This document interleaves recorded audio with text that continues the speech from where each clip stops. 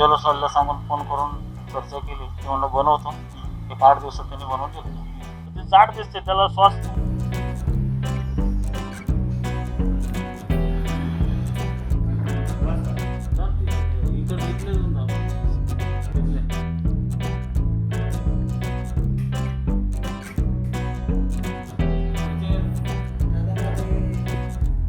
त्याला तुम्हाला श्वासोश्वास घेता येतो. त्यासाठी त्यांनी एकदम पातळ असे छिद्र केले त्याला. एकदम श्वासोश्वास घेता येतो व्यवस्थित.